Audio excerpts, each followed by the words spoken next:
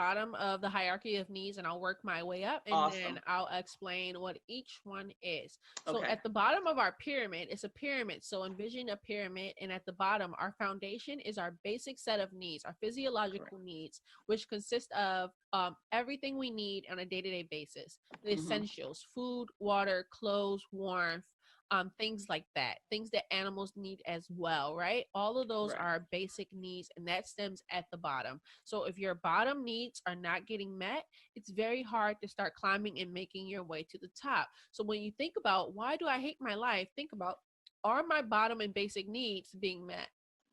Because that might be attributing to why you feel the way you do. Okay.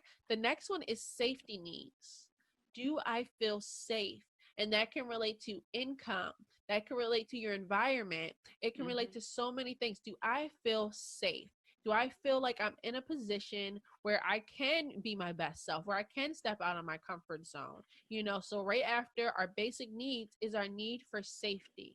Okay. And that is dealing with the security, and that can also be affected by some trauma from your past. So maybe if you didn't have money when you were younger, you're very, very money hungry, and you need money to feel secure in life. Okay. So let's try to make connections and see, is that being met? Because if that's one of the things that are not being met, that can contribute to why you hate your life. Correct. Okay.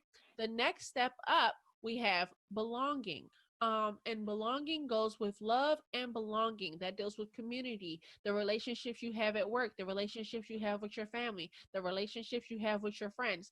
Are those relationships fulfilling you? Are they the best relationships they can be for you? Do you feel like you're in a good position for them? And usually if we're not eating and we're not drinking and our bills aren't getting paid, we're really not thinking about hanging out with friends. Okay. So that's why they're so important. Girl, I can't see you right now. Like, I'm sitting in the dark. My light off. Right? Girl. No, I can't go to Olive Garden. I ain't got no bologna in my own house. So, you know, those things are really important, and they all feed and piggyback off of each other. Your foundation has to be well for you to move up this hierarchy of needs and to be your best self. So right after love and belonging, we have esteem. How are you feeling about yourself? And if it don't feel good, it won't look good. Okay. If you don't feel good, it's not going to be good. Okay. It's just, and now you're stuck. Yep, you're stuck in a rut. So it's all based off of how you feel. That deals with your self-esteem, your confidence. How are you going into work? Okay.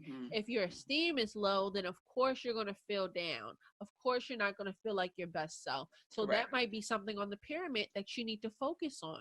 Maybe that foundation is a little cracked and damaged, and you need to focus on building yourself up. Maybe you have these wonderful friends. All your bills are paid. You're eating well, sleeping well, and drinking well. Okay, all of that's taken care of, but you don't feel good about yourself.